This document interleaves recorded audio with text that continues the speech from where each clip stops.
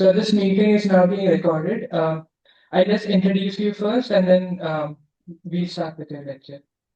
So, PAC is proud to host a guest lecture by Dr. Abhay Ashtekar as the concluding guest lecture in our Cosmic Voyage 2026.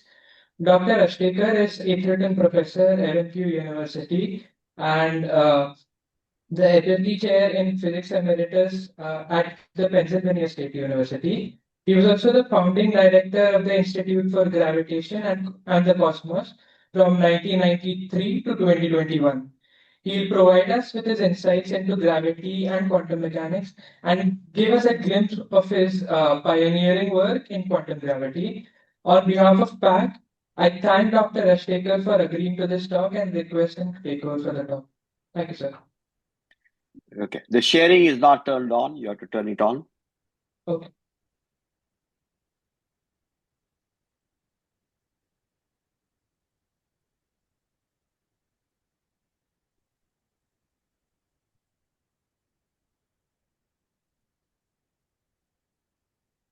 Is this fine, sir?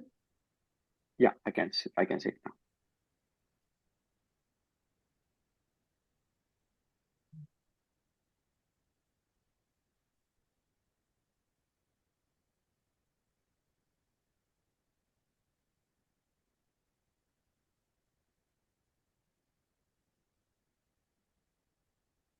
Okay, so you see my slides now? That's fine? Yes, sir. Yes. Okay. Okay, so since this is, I mean, most of you are undergraduates, and so I thought I would give a very general talk. And it has to do with, the title says the gravity, geometry, and the quantum, and the frontier beyond Einstein. And basically, these figures here show great successes of general relativity. And this figure, as we'll see, shows about what lies in the future. So these two are cosmic microwave background. This is the history of the universe. And then this will be the future up here. Okay, so the organization is going to be as follows. In the first part, I'll tell you a little bit about general relativity, the discovery of the theory, what the central idea is, and how it leads to the prediction of the Big Bang. I'm just using Big Bang as an example because we don't have a lot of time. We could also use black holes as examples. But in this case, I'm just going to restrict myself to Big Bang. In the second part, I'll sort of tell you about why, in spite of the fact that general relativity is a very powerful theory, it is still incomplete, and why we need to go beyond Einstein. And that theory that will take us beyond Einstein is called quantum gravity. So why do we need it? And when and where is it important in the universe? And what are the challenges in constructing this theory? And then I'll tell you a little bit about loop quantum gravity that I've been personally involved in. This was something that started with the discovery that I made several years, almost 40 years ago. In fact, exactly 40 years ago, of recasting general relativity in a completely new way that opens up the door for unifying it with quantum mechanics. So let us begin at the beginning. And I think you all know about Newton and our notions that we usually use, both in your classes and our everyday life. They really come from Newton. And really, before Newton, the notions of space, time, and gravity were rather fuzzy. But in this Principia Mathematica, Newton really streamlined the whole thinking. It was really a huge leap in understanding and putting order in nature.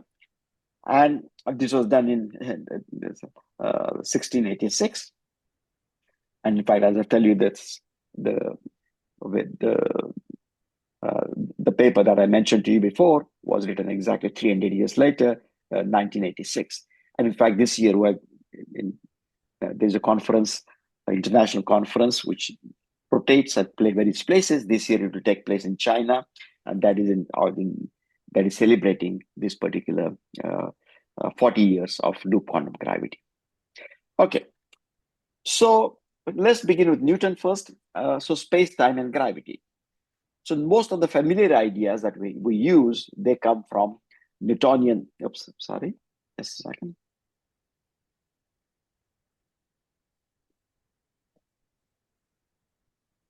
They come from Newtonian paradigm, namely in which space and time are kind of a background. It's an inert stage on which things happen. And sorry, something is going wrong here. Space and time, yeah. And in fact, yeah. Can you see my pointer? I hope. Yes, sir. Hello? Yeah, Yeah, good. So space-time is an inert backdrop or arena or stage on which things happen. And gravity is considered to be a force between two massive bodies. I mean, you all heard about the universal law of gravitation of Newton's. The force is proportional to m1, m2, the product of the two masses, and divided by the distance squared.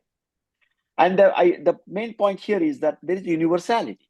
I mean, the apple which falls from the tree is attracted towards Earth by exactly this same force. M1, M2 are masses of the Earth and the apple, and R squared is the square of the distance between the center of the Earth and the apple, and therefore we got exactly the same law holds for the orbit of the moon. Again, the the the gravitational force is again given by m1, m2 upon r squared.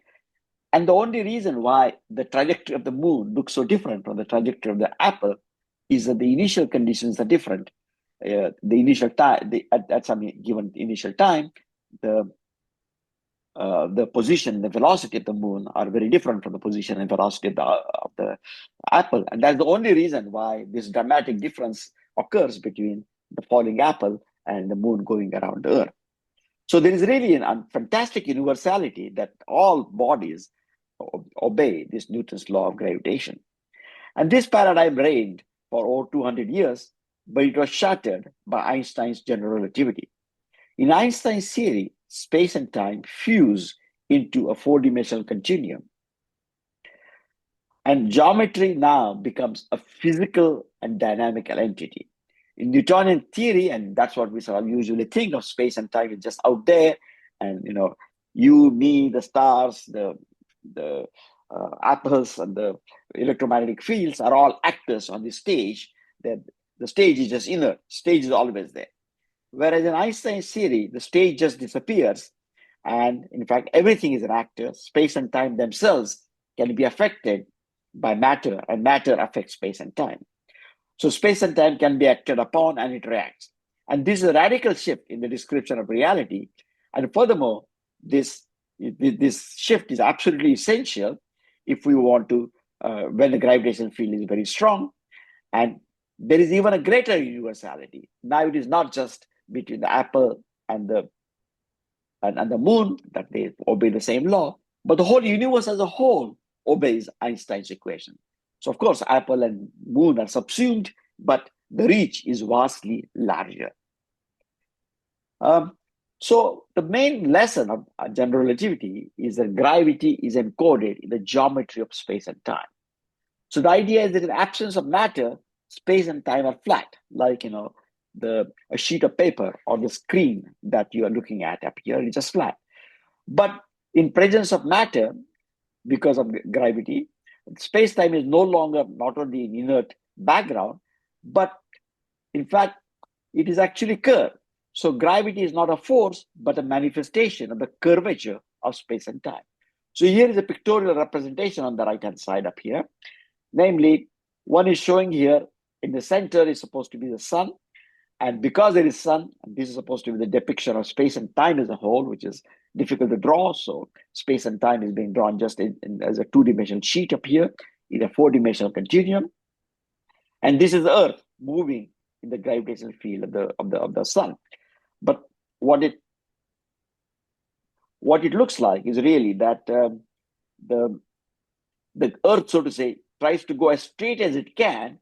It follows geodesics, as one says, but since space-time itself is curved, from the perspective of the flat space-time, it looks like it is actually moving in a certain curved orbit, in a periodic orbit around the sun. So as far as if you look at it from the point of view of the curved space-time, the Earth is going really as straight as it can. If you like, you can visualize it like an ant moving on the surface of an apple or surface of a fruit, as far as the ant is concerned, it is going as straight as it can. But from the perspective of the three-dimensional space in which we are embedded this fruit, the ant is going on a curved trajectory. And this absorption of gravity into geometry is possible because gravity, is first of all, like geometry, gravity is omnipresent. You cannot switch off gravity. In the lab, you can switch off electromagnetic field by having a perfect cage, but in fact, that is not possible for gravity. You can never. There's no region in space-time where in the whole universe where gravity can be switched off. So it is really universal like geometry, and it's also it's omnipresent, and it's also non-discriminating. That is to say, it acts exactly the same on everything. Gold or copper or dust particles, it acts exactly the same. And the idea here is really that if you have got a lot of matter like the sun up here, then it curves the geometry of space and time. So matter tells space-time how to curve. And then in the curved space-time, matter has to move. So space-time, curved space-time tells matter how to move. And geometry is intertwined with matter via Einstein's equations. So Einstein's equation are the equations which tell you how given amount of matter, it could be Earth, it could be Moon, it could be Sun, it could be black holes, will curve the space-time continuum. So this is a very abstract idea, and there was a great reluctance in the beginning to accept this.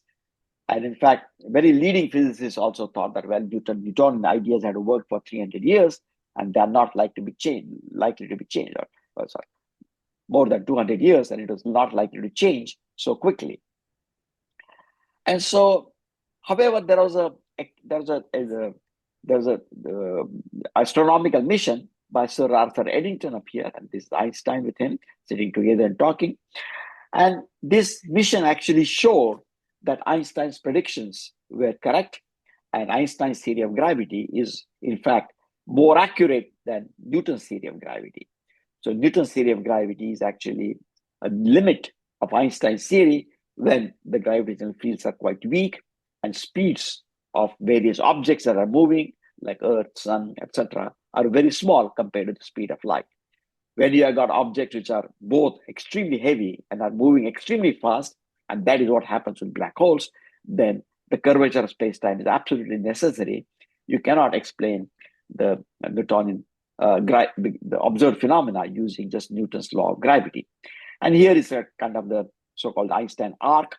The light is actually bent very much because of the curvature of space-time, and this cannot be explained in Newtonian theory.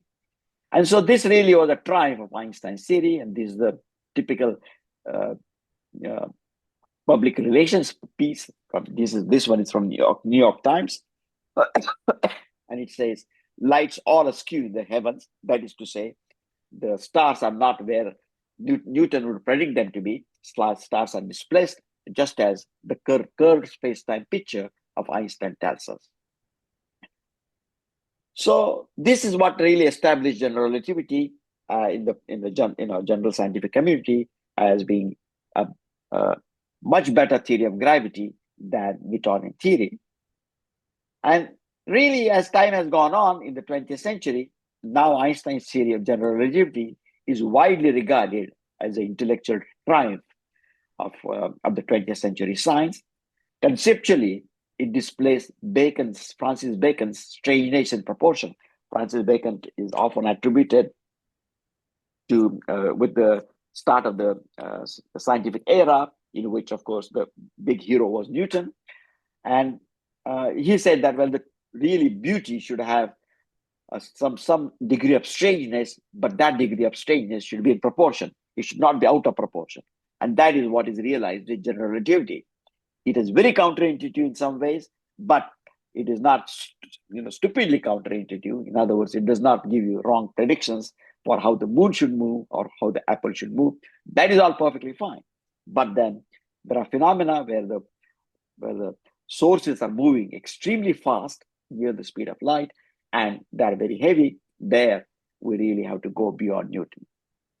Mathematically, general relativity is beautiful, and observationally, it has withstood the most stringent tests ever performed. So this is the Francis Bacon's quote up here. And now the question is really, what are the most spectacular predictions? So the three most spectacular predictions are, first of all, the predictions of Big Bang. That is what I'm going to talk about. The second is prediction of black holes, which has been, really now firmly established thanks to the gravitational wave observatories, and one of them will soon open in India, LIGO, India. And the third is, of course, the gravitational waves itself, which are messengers, new kind of cosmic messengers, which bring us information from distant corners of the universe that is not available to us via light or via electromagnetic spectrum. But in this talk, I'm going to focus on cosmology, that is to say, the science of the universe at a large scale. We don't look at what is happening in solar system or even in our galaxy, but we're looking at what is happening in thousands of galaxies, millions of galaxies together. We're looking at a large scale structure of the universe as a whole. On an average, how does the universe evolve? So in this case, the evolution of space-time geometry is given by Einstein's equation. It says the space-time curvature is given by the matter, and technically is a stress energy tensor of the matter.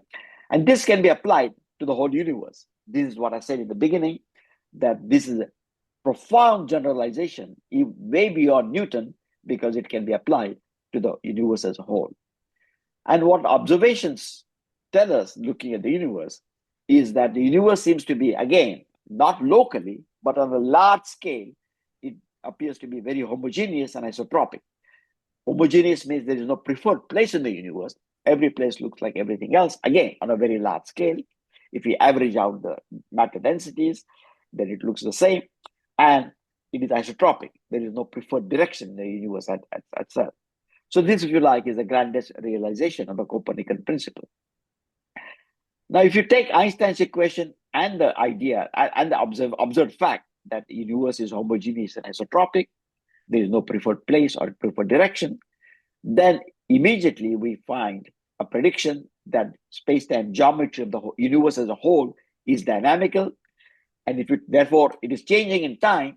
So you can go backward in time, and if you go backward in time, about 13.8 billion years ago, universe was actually, since then, the universe started expanding. And if you go back in time, the universe, Einstein's theory predicts that the universe, so to say, there was a big cosmic explosion, and that is called the Big Bang.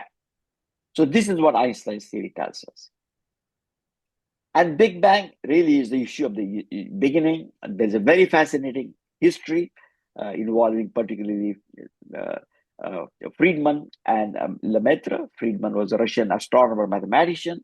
Lemaitre was a Belgian, actually, as you can see here, a Catholic priest, but also director of the observatory, and in many ways, one of the first real astrophysicists who laid the foundations of many things that have happened in the 20th century. Well, but the idea that there was actually a Big Bang, that the universe really began with a big, there are finite beginnings, so to say, so it was a prediction of general relativity. This idea remained outside the mainstream of physics until people are trying to look at how various matter around us is made. Now, matter around us is made of nuclei and of atoms, and atoms inside them have nuclei. And the nucleus of hydrogen is very different from the nucleus of gold, and that is what distinguishes the various atoms. So how was the matter formed? And people wanted to understand, in particular, this was supposed to be formed by nucleosynthesis. The heavy elements that we see around us, like iron and gold and so on, were really needed very, very hot oven for them to be formed. And the question was, what was this oven? And people sort of concluded that this is really something that happens inside the stars, which are very, very hot. But one could not explain the abundance of the very light elements, particularly the hydrogen and helium in the very early universe. And that really required something that one had to the idea that there was actually a very early, extremely hot phase of the universe, and that corresponded to the Big Bang. So, and more recently, the one has seen the remnant, the imprint left by this hot phase in the universe, and this is the cosmic microwave background. So there is a black body uh, radiation field that permeates the whole universe. Because the universe is expanding, the temperature of this field has been cooling down. In the early universe, it was extremely hot, and that is why all kinds of nucleosynthesis could take place. Uh, and the light elements, as I said, helium and lithium and etc. were born, the light elements at that time. But it has left a certain remnant, and that is called the cosmic microwave background. And this has been really, there have been 3 missions which have plotted the microwave background very, very accurately. And there has been really spectacular progress on this over the last 3 decades. And the origin of the large-scale universe was then kind of pinned down to tiny homogeneities in the cosmic microwave background.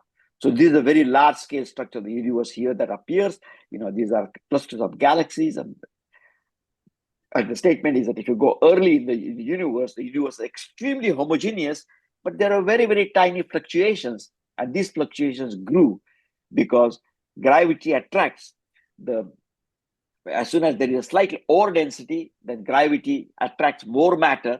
Therefore, what is ore dense becomes even further ore dense, and this matter comes from less dense places. So what is less dense becomes even less dense. If you like, the rich become richer, the poor become poorer because of the gravitational pull in this early universe. And the structure of the universe, this complicated structure emerged because in the early universe, it was extremely homogeneous. There was no such structure, but tiny inhomogeneities under gravity evolved to give us the universe that we observe today.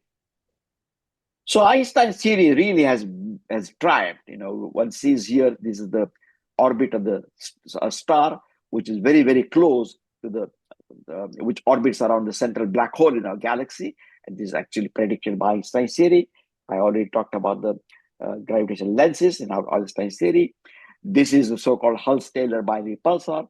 So there are 2 stars orbiting each other, and because they are orbiting each other, according to Einstein's theory, they emit gravitational waves, and these actually, therefore, as a result, the 2 stars are coming closer to each other because they are losing energy. So they can only lose energy by making the potential energy more and more negative. So they are falling towards each other, and one sees the orbits and all the various parameters extremely accurately. And these 2 are depictions of gravitational waves, which are emitted in highly energetic and strong gravitational fields. There is a centenary volume of general relativity that I was the editor-in-chief, and there were the 3 other editors up here that has collected. This was by the Cambridge University Press, and it has 4 parts. First is Einstein's triumph, the early part of general relativity, then gravitational waves, the new window to the universe, and then the mathematical general relativity and deep conceptual structure. Gravity is a geometry after all, and finally beyond Einstein.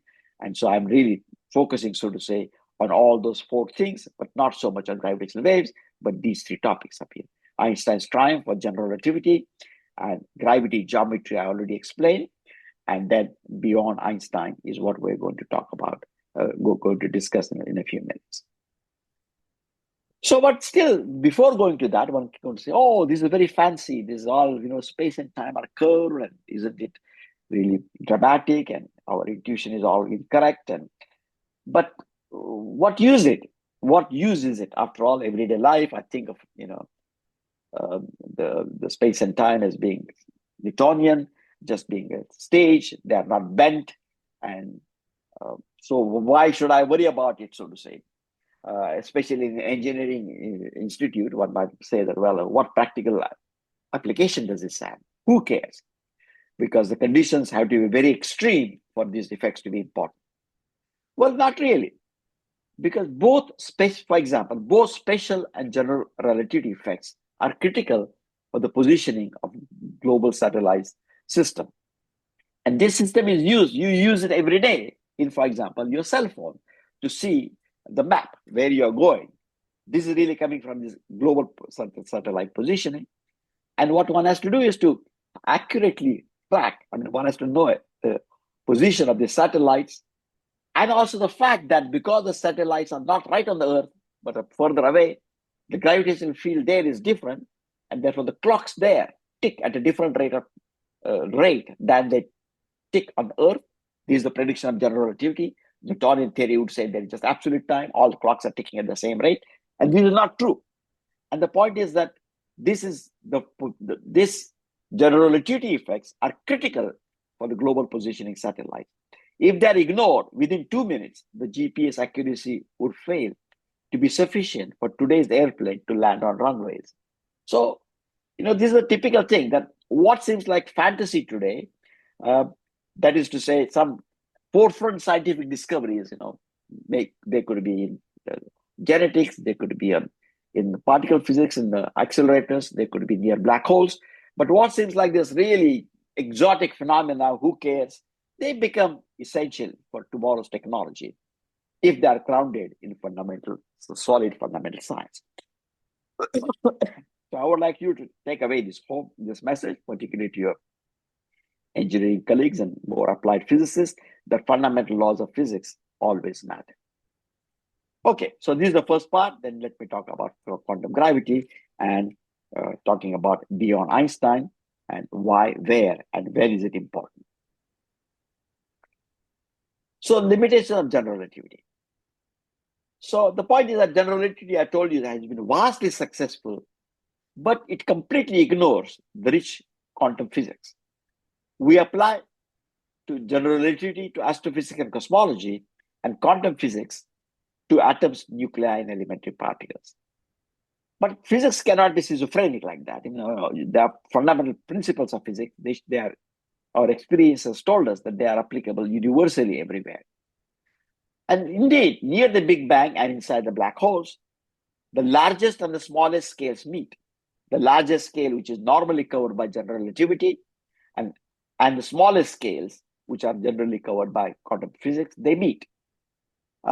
Because we got infinite matter density and infinite curvature, and so the matter is compressed in extremely small lengths. So there's the smallest length, and then you have got also the largest length, because we're talking about the universe as a whole. So they actually collide with each other. They come together, and when they come together, the phenomena that occur need both general relativity and quantum physics.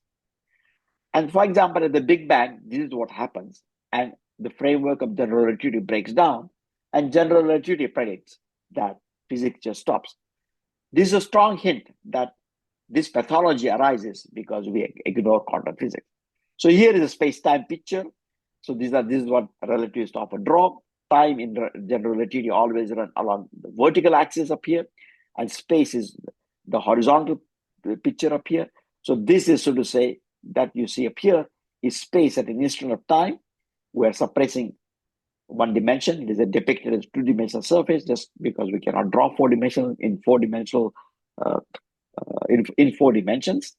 And time is running. So if I go back in time, then you can see that space is contracting. And if you go back in time, then space is smaller and smaller and smaller. And ultimately, the fabric of space-time tears down, and there is actually the Big Bang. Here, space-time doesn't make any sense, and you cannot go beyond that. And that is the Big Bang. And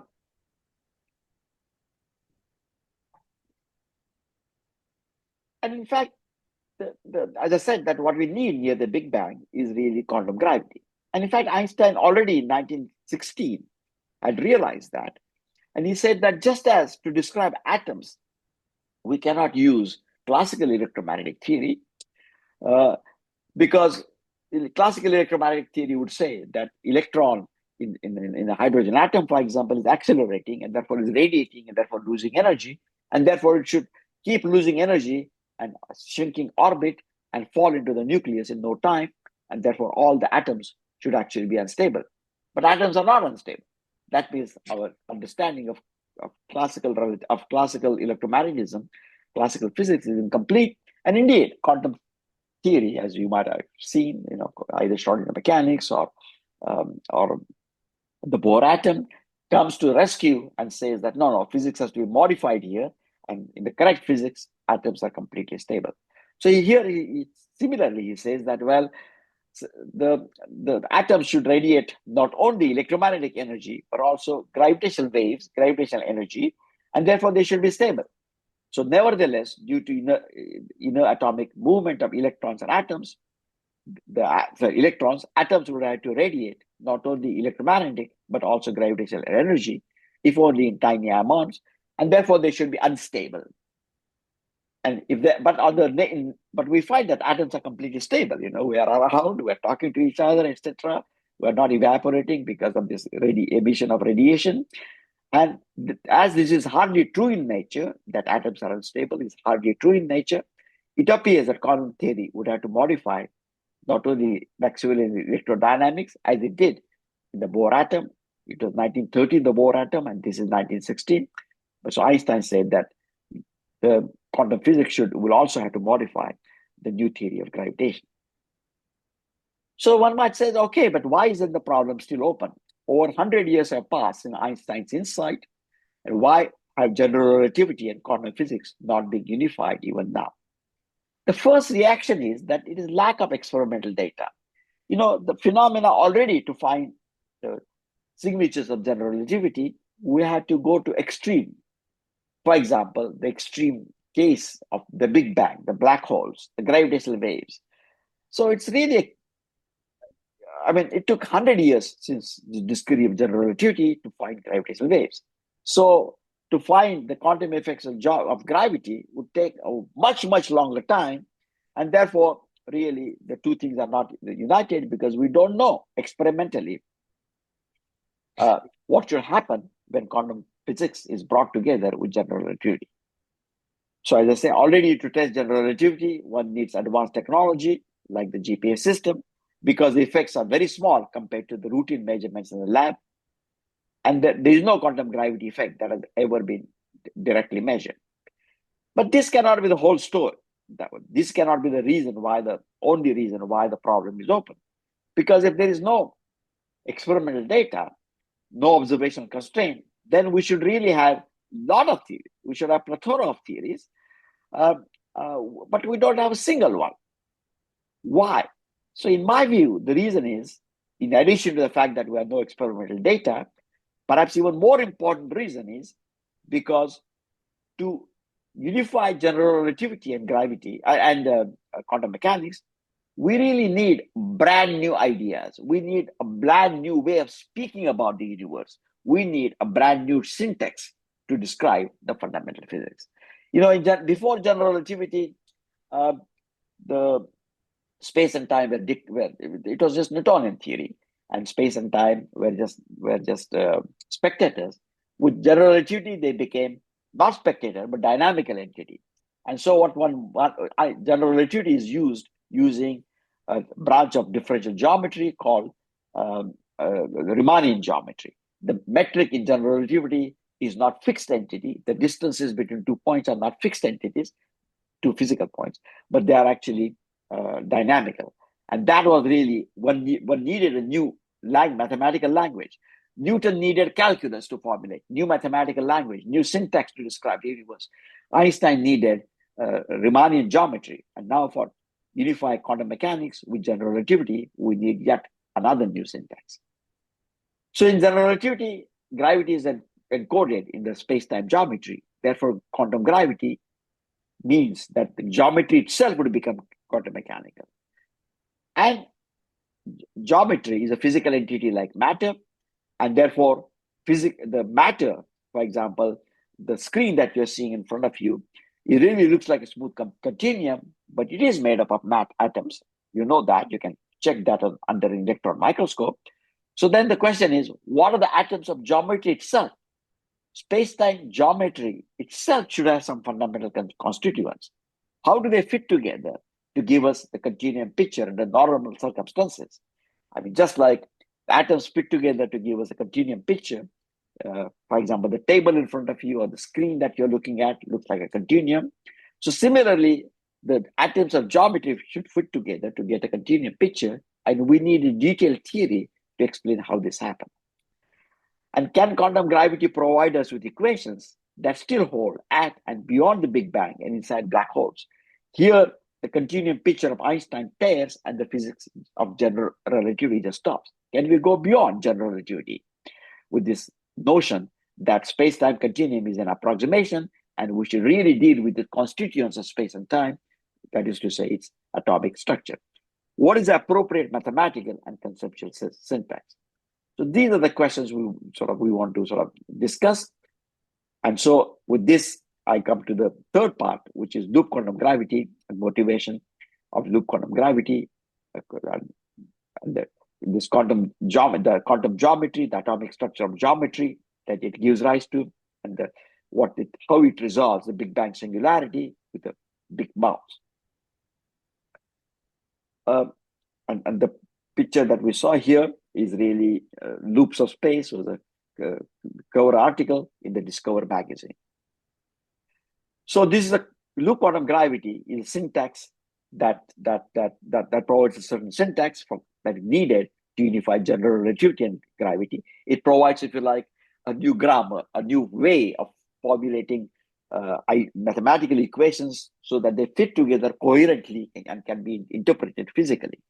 So as I said, just like Newton needed calculus so that we can actually write down the equations and make sense of them in terms of the mathematical new language, new syntax that was provided by calculus. Now we need a new syntax, and that is provided by this loop quantum gravity. And there are several groups happening all over the world. And this, the last Loops International Conference 2 years ago was in the United States, in fact, in Florida, just around where the flag is. And this year in 26 is going to be in China. Okay. So what are the main ideas? Well, quantum geometry, loop quantum gravity. The hallmarks of loop quantum gravity is that it retains the Einstein's fusion of geometry with gravity, but replaces the syntax, the language provided by Riemannian geometry with quantum Riemannian geometry. And this is kind of a mathematical branch which was developed by these researchers in this field about 30 years ago, and it is now widely used. So not only matter, but space-time geometry itself is quantum mechanical in birth, and brand new mathematical and conceptual tools are provided to do physics without a space-time background in the space-time continuum in the background. So basically, Einstein said that, well, the space-time continuum is not fixed like Newton. It is time evolving, but it's still at any given, to describe any given phenomena, for example, what is happening around Earth, you have got a particular space-time metric, space-time geometry. Now in general relativity, this is the case. But now to go beyond general relativity, we will not have just one space-time geometry, but as in quantum physics, a probability distribution of space-time geometry. And so space-time itself is fuzzy. And then how do you do physics with a fuzzy space-time? That is a question. So here is kind of a pictorial depiction. There's a microscopic structure here, which is really woven by one-dimensional threads, and that is what happens in loop quantum gravity. That the fundamental excitations of geometry, fundamental building blocks, are really one-dimensional, but they are really densely packed together to give us a continuum picture. So here is, for example, a fabric which is really woven by threads, but all kinds of patterns emerge.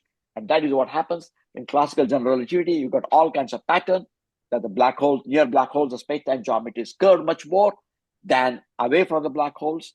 And this is something that happens because of these one-dimensional threads are interwoven very differently. I mean, to give an idea, just look at your shirt. I mean, it obviously looks like a two-dimensional continuum, but you take a magnifying glass and you will immediately see that it is made of one-dimensional threads, which are woven very tightly. And the idea is that the same thing is true about three-dimensional space. Three-dimensional space is also owned tightly by one-dimensional quantum threads. And the examples of quantum geometry is that geometrical observables like areas or volumes are actually quantized. They take on discrete values. Just like the energy levels of hydrogen atom are quantized, these geometrical observables are quantized. And there is an area gap, which is very, very small, 10 to the minus A66. This is like the fundamental quantum of area, just like the ground state energy of hydrogen atom, if you like. And this discreteness plays a fundamental role in all of physics here. Okay. So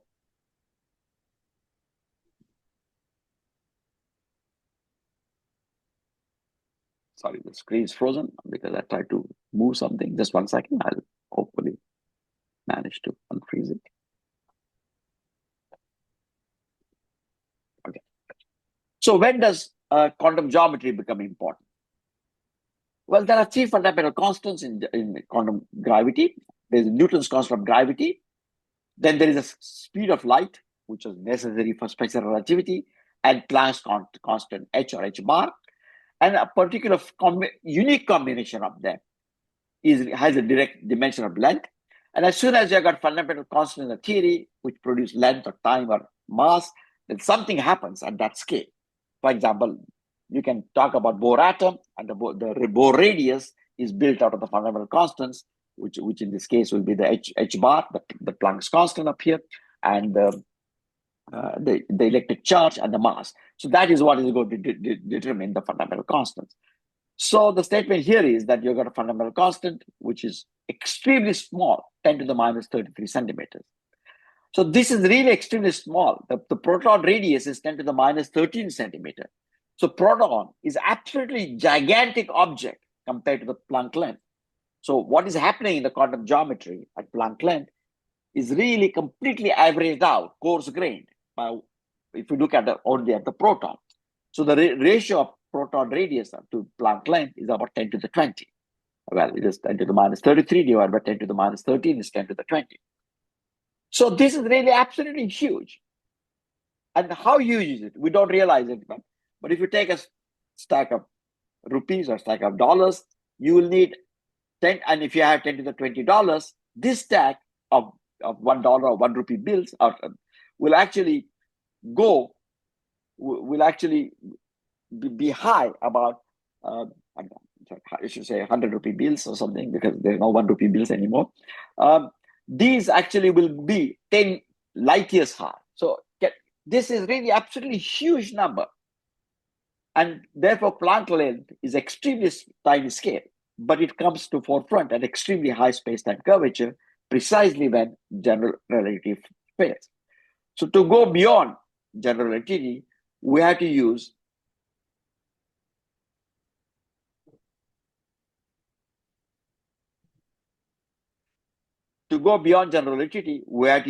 loop quantum gravity equations governing the quantum threads themselves, and not looking at the space-time continuum, but look at the atoms of geometry itself and what equations do the atoms themselves obey, and then deduce what happens to the continuum. And basically the continuum picture just breaks down.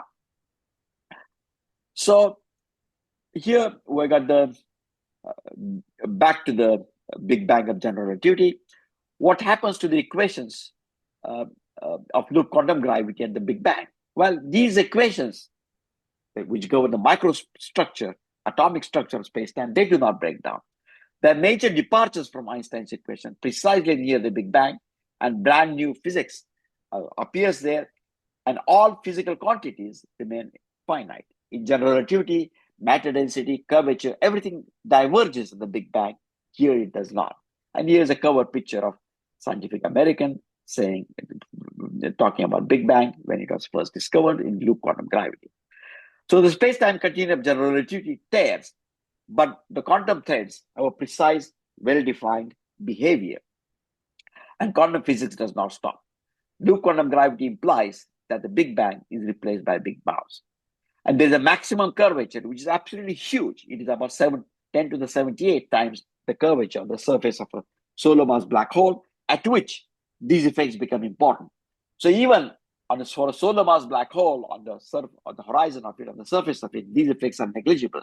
You really need extremely high curvatures, which are available at the Big Bang and also inside the black hole, near the black hole singularity. So this is a cover story in New Scientist, also about the Big Bang. And then the question is, what is on the other side of the Big Bang? So here is the same picture that we saw a while ago about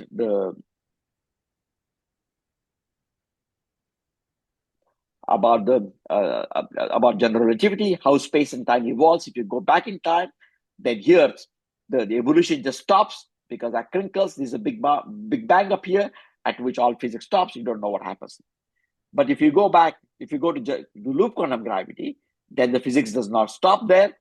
So here is again the picture. Here is instead of time at which I got space, there are some objects up here like stars, galaxies, whatever you want to call it, in space moving around.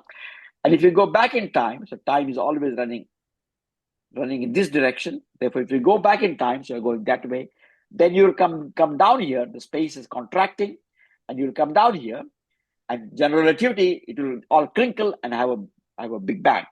In loop quantum gravity, this does not happen. Quantum geometry creates a new repulsive force which overwhelms the usual gravitational attraction. And in the standard cosmological models, the universe bounces.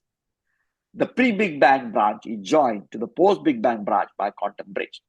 So you go back in time, our universe up here, you go back in time, and instead of Big Bang, there's a big bounce. And in this red region up here is a quantum bridge where general relativity equations are not at all adequate. They have to be replaced by loop quantum gravity. Beyond this, general relativity is a very good approximation. You can use space-time continuum. But here, you really have huge corrections that you need to use. And the point is that very often one says, oh, there was a Big Bang because we know it because of cosmic wave by microwave background. And this is just incorrect. Cosmic microwave background and inflation expand a very exponential expansion of the universe in the very early stages. They are unaffected by quantum gravity effects. They are not proofs that there was a Big Bang at all. In fact, interestingly, already in 1945 edition of Meaning of Relativity, Einstein cautioned against attributing fundamental significance to the Big Bang. And he said, one may not assume the validity of field equations at very high density of field and matter, field equations meaning his own Einstein's equations, and one may not conclude that the beginning of the expansion should be a singularity in a mathematical sense. So there's a curious history. In the beginning, there was a reluctance to accept the notion of the Big Bang. And the observations have to come in, particularly Hubble's observations that the universe is really expanding, and therefore, if you go back in time, it will be contracting, and then Einstein's equations say that there will be a Big Bang. But in recent years, there is also a big reluctance in giving it up. So this is what happens. Some revolutionary idea comes, and that becomes, after a while, it takes a while to be accepted, and then it becomes the orthodoxy. And then people don't want to give it up. And that is what is happening here. And because microwave background is often regarded as a signature of the Big Bang, but microwave background also appears in loop quantum gravity, where there is no Big Bang, but just a big bounce. And here is a video. I think you may want to look at this video. Since this is being recorded, you can look at it. It's very short. I don't know. I don't remember. Maybe 10 minutes long. But they got either 6 of us. There's Stephen Hawking. There was Roger Penrose. There was Guth, Vilenkin, Veriziano, and then and I was also interviewed, and we were also interviewed. We were interviewed everywhere. All of us were interviewed completely separately. We did not know what the other person was saying, but we came basically with the same picture that Big Bang singularity is not physical for different reasons, but Big Bang singularity is not physical. And in fact, what one means by Big Bang in modern cosmology is not a singularity of space-time, is not the beginning of space-time, but just an early phase of the hot phase of the universe. And it is fair to say that this prediction in detail was first made in loop quantum gravity, and it still is most explored in loop quantum gravity. These consequences explode in loop quantum gravity. Now I see that I've already been talking for about 50 minutes. And so maybe I was going to tell you about, can we distinguish the Big Bang from Big Bounce from Big Bang? And the answer is yes. Looking at the cosmic microwave background, you can actually distinguish. And there are some signatures left by the Big Bounce, which are seen in the sky. And therefore, there are actually, so this Big Bounce is a Planck mission. They told us that it is worth exploring any models that explain some features, which are called anomalies. And these are explained in loop quantum gravity. I'm going fast. If you have questions, I'll come back and go into detail, but I would just like to finish on time so that we have time for discussion. And then what happens is that in loop quantum cosmology, in fact, there is a standard model, and the standard model of the universe is a 6-parameter family of model, and loop quantum cosmology predicts that one of the parameters is different from what the standard ANSAR standard model of inflation predicts. And all of the parameters are essentially the same with an experimental error, but this is 10% different. But currently, unfortunately, the uncertainty in this parameter is 13%. And so we don't know which of, I mean, both are allowed, but the admissions which are taking place right now, I mean, in the future years, which will actually measure this parameter much more accurately. And then one would see if, in fact, the loop quantum cosmology predictions are actually verified or not. But the important thing is that loop quantum gravity started with this, then creating a new syntax, very, very high level mathematics, very, very high level physics, and it's coming down to actual observations. And that, I think, is extremely exciting, because most other approaches have remained, it's still in the mathematical domain. There are no experimental observational predictions. Loop quantum gravity can actually make them. So summary. General relativity is based on Einstein's outrageous idea that gravity is not a force, but a manifestation of the curvature of space-time geometry. It is a deep and marvelous theory. It is conceptually compact, supremely beautiful, and astonishingly accurate in astrophysics. But it is incomplete in a fundamental sense because it ignores quantum physics. For conceptual coherence of fundamental laws, we need an even grander, deeper theory from which general relativity and known quantum physics emerge only as limiting cases. This would be the quantum theory of gravity that we are seeking. Loop quantum gravity is one of these leading approaches. It elevates Einstein's outrageous idea to the quantum level. Since geometry is a physical entity like matter, loop quantum gravity focuses on the atomic structure of the geometry itself. Through quantum geometry, it has begun to provide a new syntax for fundamental physics. Einstein's continuum is now an approximation which breaks down near the Big Bang and black hole singularities. These singularities of GR are gates to physics beyond Einstein. Loop quantum gravity does not break down. There are no infinities. For example, the Big Bang is replaced by the Big Bounce, and brand new physics in the Planck regime, that is to say, this quantum bridge, has observable consequences. In addition to new conceptual and mathematical syntax, it accounts for some of the anomalies, some of these features of the cosmic microwave background that I mentioned, and makes predictions for future missions. So let me just conclude with this remark of Heisenberg's in this essay, Recent Changes in the Foundations of Exact Science. Heisenberg said, a really new field of experience will always lead to crystallization of a new system of scientific concepts and laws. When faced with essentially new intellectual challenges, we continually follow the example of Columbus, who possessed the courage to leave the known world in an almost insane hope of finding land again beyond the sea. And that is what general loop quantum gravity community is doing. It has left the anchor, which had tied us down to classical space-time geometry in the background. And one is now talking about only probability distribution of space-time geometries. One is talking about the atomic structure of the space-time geometries rather than a continuous space-time geometry. And one is finding this land again beyond the sea, trying to make predictions which might have observational consequences of this atomic structure. And for a few references, there's a short review. This is a little bit more advanced, people who are interested, and more detail. There's this book, which was written by young theoretical physicists who are experts in the field. And this is really provides introduction. But this might be the most useful to most undergraduates. There's a 75-minute long YouTube video, the story of loop quantum gravity from the Big Bang to black holes. So I would like to stop here and take any questions that you may have. Thank you, Dr. Ashtekar, for giving us a glimpse of all these theories in a really clear and lucid manner. I now open the floor for any questions.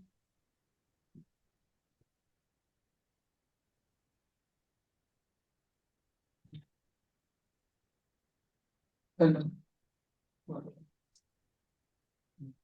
Thank you. The first person always has to start because that breaks the ice. Yeah, I have a few questions. I'll ask one, let somebody else ask after that. First, is the big bounce the only possibility when loop quantum gravity is considered? Is it one of the explanations? There's no other, I mean, I don't want to say that it's a natural consequence in loop quantum gravity. What we do is we just start at a late time and assume that we got a wave function of the quantum state of the universe, which is very sharply peaked at the late time, and we evolve that quantum state back in time using the loop quantum cosmology equations, and then one finds this the bounce. Now, what changes is there are some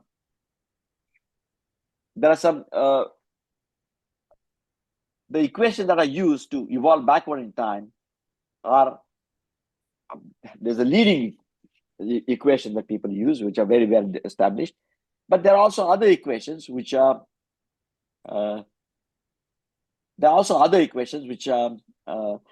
which are reasonably well motivated, but still they're obtained from starting with full loop quantum gravity and applying it to cosmology. There are some ambiguities, so people have looked at that. But in all cases, there's a bounce and the singularity is resolved. What differs is really what was the evolution like in the pre-Big Bang area, pre-Big Bounce area, right? I mean, before the bounce, what did the universe look like? There are variations there, but as far as the post-bounce existence of the bounce and the post-bounce physics is concerned, all the predictions agree. Thank you, sir. That explains it. Also, what did you mean by quantum bridge when you were mentioning the big bounce? Say it again. What is the quantum bridge? What did you mean by quantum bridge, sir, when you were talking about big bounce? Good. Quantum bridge is really the area, the part of the evolution where the continuum approximation of Einstein's equations break down. So, if you like, the quantum corrections to geometry are very significant. So that is the quantum bridge. So the epoch in which the matter density and curvature are sufficiently high that corrections that come from loop quantum gravity to Einstein's equations dominate what Einstein's equations themselves say. So that is the era at which quantum mechanics dominates classical physics. That is called the quantum era. Thank you, sir.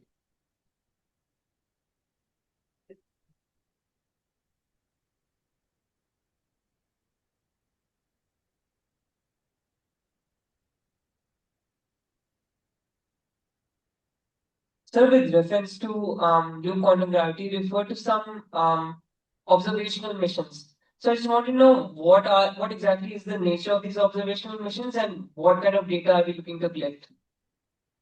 Yeah. So these observational missions have to. Okay. So the early universe seems to be very well described by 6 parameters, and observation missions are aimed at measuring these parameters more accurately.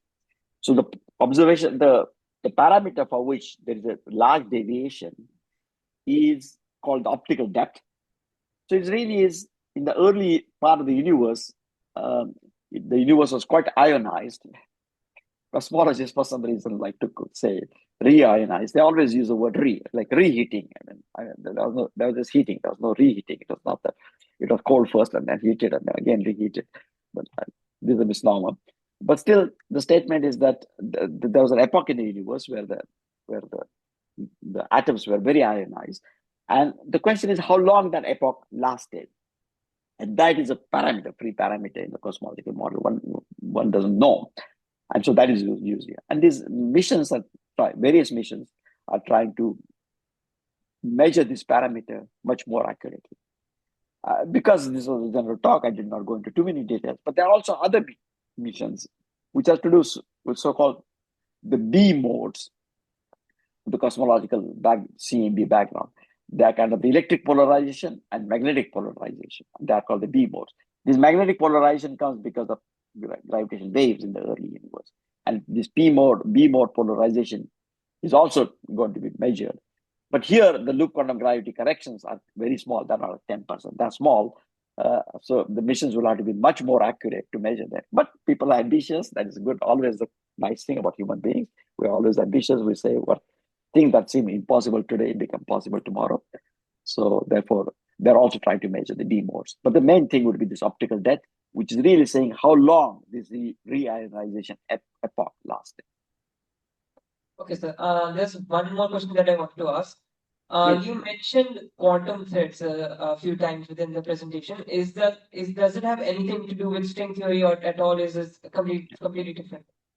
Very good. Yeah. So in the early days, I have close friends who are string theorists, and we thought that there was something to do. And in fact, if you take these quantum theories and you do perturbation theory with them, their excitations and the spectra they produce are same as perturbative bosonic string spectra. So one thought there would be some connection.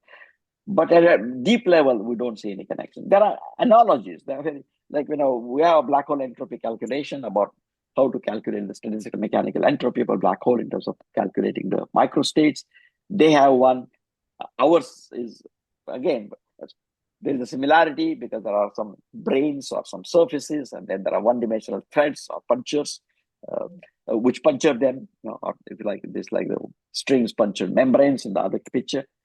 But so there seems to be a very similar picture, right? I mean, there's not.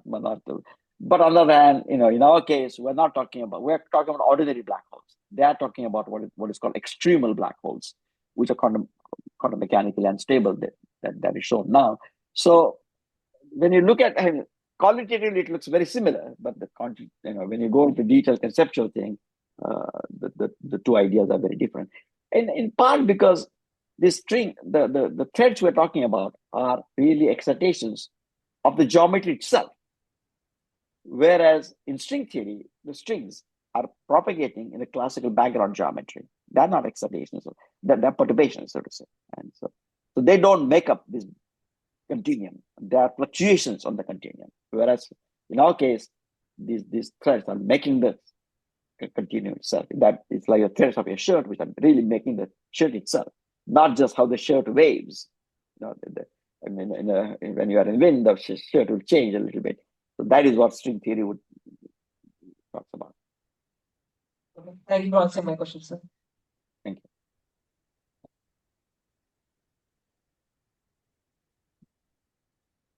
you. Hello, sir. I have a few questions. Since you're quantizing area, I'm assuming you're taking a 3D slice in the 4D spacetime. So does this mean that loop quantum gravity is not manifestly covariant? No, I did. So very good. So the statement is that there's often confusion about that issue. So there are several things that I would like to sort of mention. The answer is at very various levels. So so I'll start at an elementary level, and then if you still have a question, I'll go to the next level. Okay. So you take, for example, just the notion of angular momentum in quantum mechanics. I mean, take a spinning top and then look at its spin. In classical mechanics, you would say that the spin and the magnitude of the spin can change, right? It can change continuously.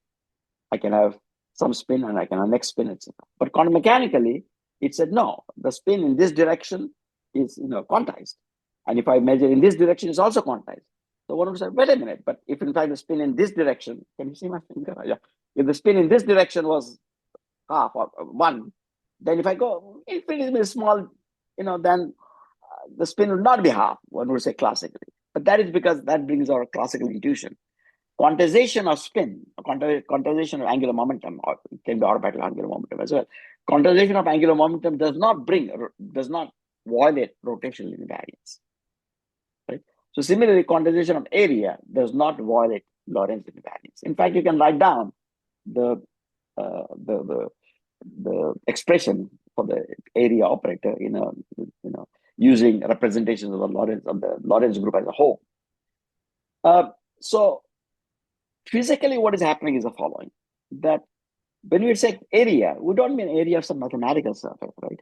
We mean area of the physical surface. Like, for example, the area of the desk in front of you. If you look at the area of the desk in front of you, if I'm above the desk, then the matter density is 0.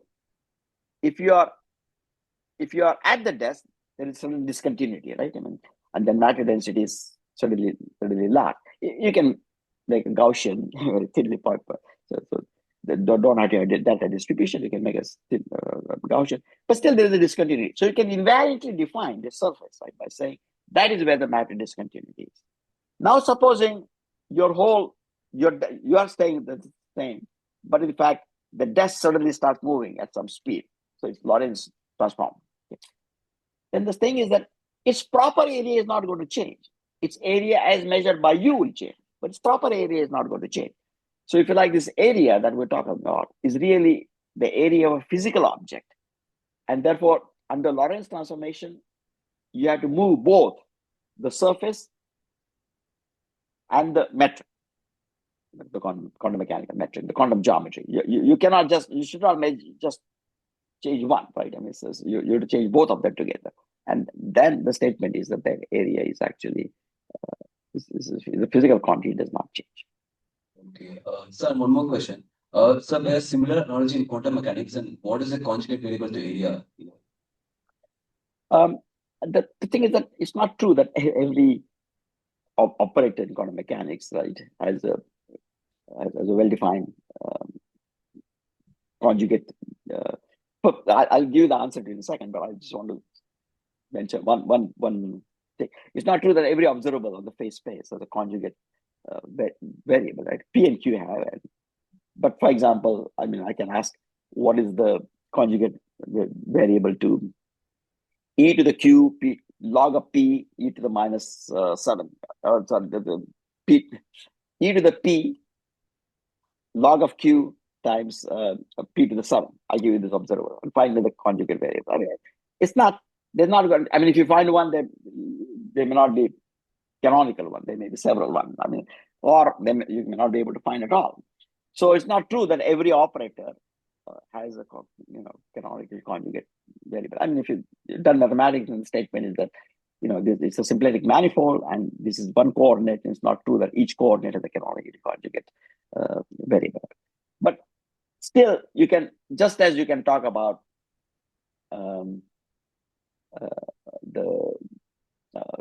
for example, for angular momentum, I cannot say what is the conjugate variable, right? In fact, the standard thing in tests in quantum mechanics, they say, well, how can angular momentum be quantized? How can I have an eigenvalue because conjugate variable? Then what happens to it and so on. So the point is that the conjugate variable is not well defined. It's not, because it is, for example, LZ, then the conjugate variable wants to be the phi angle, right, around which you are rotating. But the phi angle is not a good observable because we have because it's 0 to 2 pi, but then starts again at 0. It's not there's a discontinuity in it. But what you can do is you can take cos of phi, but then cos of phi is not quite conjugate. Cos of phi is a well-defined observable, but its partial bracket with the angular momentum would be sin phi, right? So you'll get a closed algebra. So that is what happens with this. So that's so-called. If you take a tetrahedron, then you can look at the areas of each surface. There are 4 surfaces of tetrahedron, and then there are what is called dihedral angles. That is the angles between surfaces.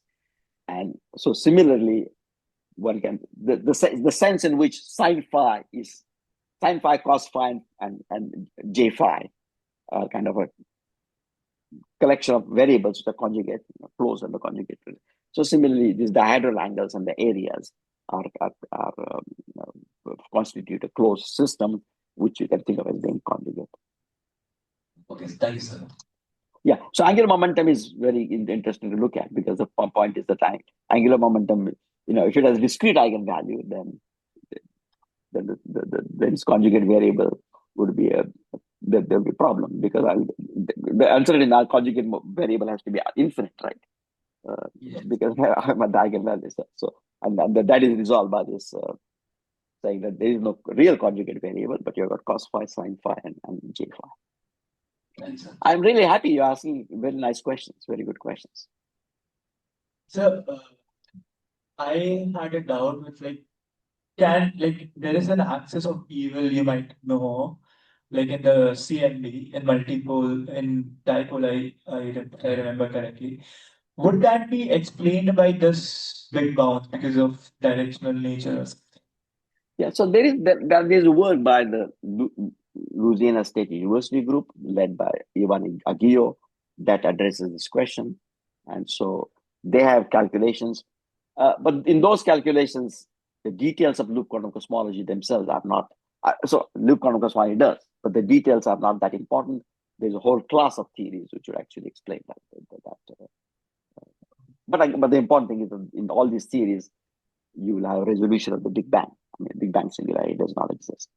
So you can look up this old, now they're already somewhat old, 6-7 years ago, papers by Ivan Aguirre, Agullo.